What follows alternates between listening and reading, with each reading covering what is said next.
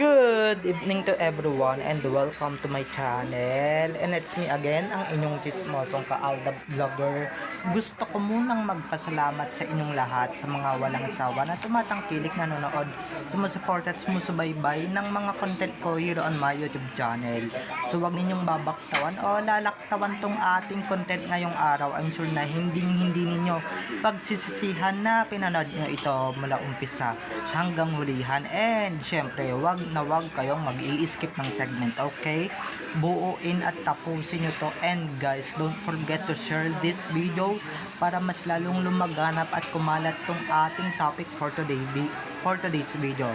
Before we start our topic for today's video, before anything else, I just want to say thank you to all my subscribers, supporters here on my YouTube channel, and thank you so much for sticking me and stick with me, and thank you so much. Please continue supporting me, okay? So let's begin our topic for today's video. Ito na nga, sino mga nanood ng 24 oras kanina?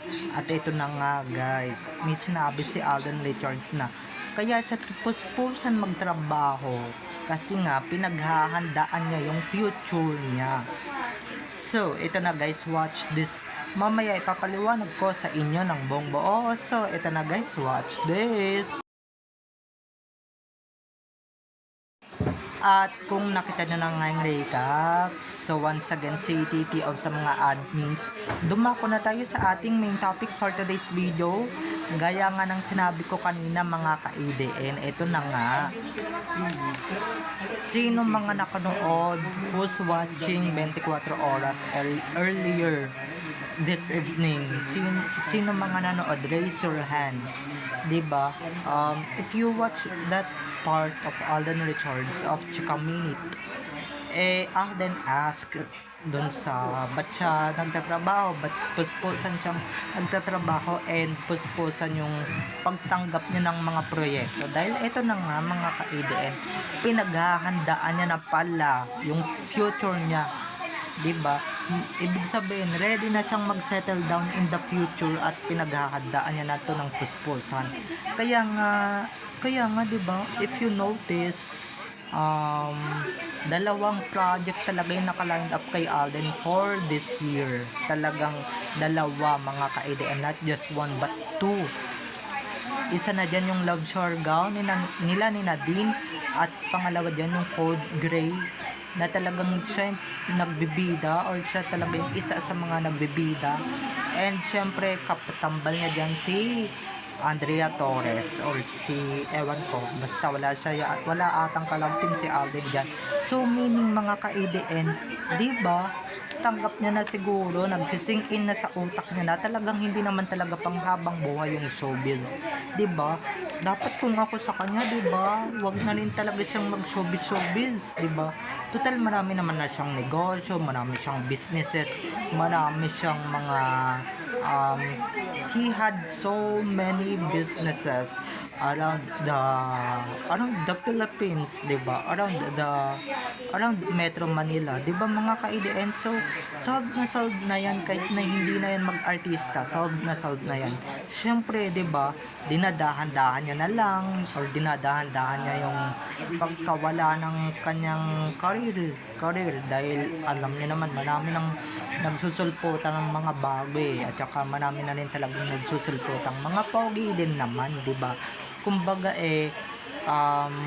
kasi hindi naman talaga biro na yun, 34 years old ka na at nandyan ka pa rin sa industriya ng showbiz, hindi biro yun na. Pero syempre, alam naman ni Alden na talagang kailangan na niyang mag-asawa talaga, yung magkaroon ng pamilya or magkapamilya, diba? Which is, oo nga, may pamilya na siya, or may mga anak na siya may asawa na nga rin siya, diba? Which is si Maine. So yun talaga ang pinaghahandaan ni Alden, yung pakunti-kunti niyang pag-alis sa industriya ng showbiz. I'm sure plan din niya ni Maine, pero hindi niya rin talaga magawa-gawa kasi nga or diba, or matagal na talagang ginawa ni Maine, kasi 'di ba, matagal nang wala yung real main talaga sa Itbulaga eh. Si Alden na lang talaga yung hinihintay niya, 'di ba? Kaya eto lang ready na siyang mag-settle down. Okay. Ready na siyang saan na yung pag-amin na niya talaga yung inaabangan natin, no? Sana yung pag-settle down mong yan is yan talaga yung katotohanan na talaga about you and Maine Mendoza, 'di ba? Ayan na talaga yung real Maine and Alden talaga lalabas na, ready to broadcast na, 'di ba? Ready to reveal what they had or what they have relationship, 'di ba? And so 'di ba, pati yung mga bata aaminin na niya yan. Darating din tayo diyan, wag tayong atat, 'di ba? Basta-basta na lang yan aamin, basta-basta na lang yan lalabas. 'Di ba mga ka-EDN, basta-basta na lang yan magre-reveal si Alden, gulat na lang kayo, wala na si Alden. 'Di ba? Mas okay na yun na talagang aware na yung mga fans niyang mga dilulu na talagang nire-ready na talaga ni Alden yung sarili niya na talagang ready na siya to settle down, ready na siya to quit show business, ready na siya to have his own family, which is matagal na siyang meron, 'di ba? At yun na nga, parang 'di ba, mas okay na yung paunti-unti siyang mawala sa showbiz kasi nga ibig sabihin niyan na matagal na niyang pinagpaplanuhan yan. Actually, matagal niya nang pinagpaplanuhan yan, 'di ba? Kumbaga, 'di ba? Ngayon na lang niya matutuloy yan kung matatapos yung dalawa niyang project na talagang ilaline up talaga sa kanya ng GMA, 'di ba? At finally makakahinga na rin talaga ng maluwag si Alden Richards.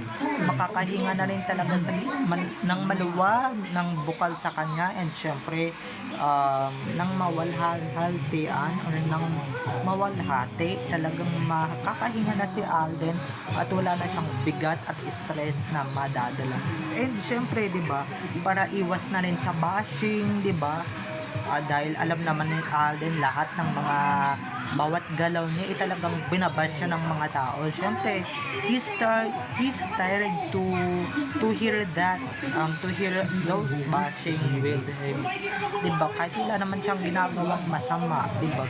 Binabash siya. Maski nga yung real name, binabash kahit wala siyang ginagawang masama, diba? Diba? Sa bibig na mismo ni Alden ang galing narinig ko mismo na handa na siyang mag-settle down at handa na siya talagang mawala sa showbiz, 'di ba? Buti pa si Alden ready na to settle down. Yung ibang artists diyan na kasama niya, 'di ba? 'Di ba? Kumbaga bread and butter na rin yan talaga ni Alden, yung showbiz na yan. Talagang niya na rin yan, bread and butter niya na talaga yan. And syempre, diba, it's not easy to say goodbye to the spotlight sa harap ng camera, sa harap ng maraming tao na sumusuporta sa'yo. Si Alden, hindi yan basta-basta magpapaalam. Gagawin niya yan in the right place, in the right time. And syempre, ito na yung right time, perfect time na talagang he's settling down. Pababa na siya ng pababa ng bonggang-bongga, ng konting-konti na lang pababa na siya, 'di ba? Handa na siyang bumaba sa kanyang trono, 'di ba? Handa na siyang bumaba sa trono. Siguro na-realize niya na talagang tama na, awat na, 'di ba? Sobrang yaman ko na, and guys, 'di ba? Ito na yung talagang matagal na natin pinagdarasal, matagal na natin talagang hinihiling to sa langit na talagang ibibigay na sa atin ito, na talagang ibibigay na talaga ng bonggang-bongga, ibibigay na talaga ng buong puso, ng bukal sa puso, 'di ba? Na talagang, 'di ba? Ito na yung hinihintay ninyo, ipa-private life ko na si Alden, 'di ba? At iniisip na rin niya ni Alden na mag-private life, 'di ba? Kasi alam niyo naman, hangga't naka-public siya, talagang hindi talaga mawawala yung mga basher, 'di ba? Hindi talaga mawawala yung mga ganyang mapanghusgang mga tao, 'di ba mga ka-EDN? wala lang, talagang, diba, wag nyo nang kontrahin if ano gusto, if what he want, diba? Wag nyo nang kontrahin yan dahil si Alden na mismo yung nagsabi niyan, okay? Kung nanonood kayo ng balita, dahil ako narinig ko yan, narinig ko yung pagsasabi ni Alden na kaya siya tumanggap ng 2 project, di ba, na hindi naman niya sabay ginawa at hindi niya sabay tinayping, talagang ibig sabihin lang nun, pinag-iipunan niya at pinaghahandaan niya na yung kanyang pagbibitiw sa showbiz, 'di ba? Total marami na siyang businesses, marami na siyang bahay, 'di ba? Sobrang yaman na ni Alden, 'di ba? Yan talaga yung, at syempre he's already old na. He not really old but he's 34 na, turning 35 mga ka-EDN next year. 'Di ba? Kumbaga, naiisip na niyang mag-settle down. Hindi gaya ng iba dyan na 40 anyos na nga sa showbiz or 40 taong gulang na nandiyan pa rin sa showbiz. Sila pa rin talaga yung napagkikita. Diba? At syempre, sinasabi naman ni Alden na hindi naman talaga habang buhay. Totoo naman yan. Talagang mabango siya at talagang siya yung pinapansin ng mga tao. Dahil darating din sa punto or in one point talaga na may mga iba na rin talagang papasok, may iba na rin talagang titilian, may iba na rin talagang hahangaan, 'di ba? Kumbaga 'di ba, tanggap niya na, and syempre 'di ba, para makapag-focus na siya sa kanyang family, 'di ba? Makapag-focus na siya sa kanyang pamilya. Okay, kay Maine at doon sa mga junakis nila ni Maine, 'di ba? So, bye-bye na mga ka-ADN. I love you all. Have a nice day. Keep safe. And God bless everyone. Bye-bye. I love you all. Enjoy watching. Don't forget to subscribe to my YouTube channel, and syempre don't forget to click the notification bell para pag nag-upload ako, kayo agad ang unang-unang manonotify sa aking mga susunod pang i-upload na mga videos. Okay? So, bye-bye na mga ka-EDN. I love you all. Have a nice day. Keep safe and God bless everyone. Bye-bye. I love you all. Enjoy watching. See you on my next videos. Bye-bye.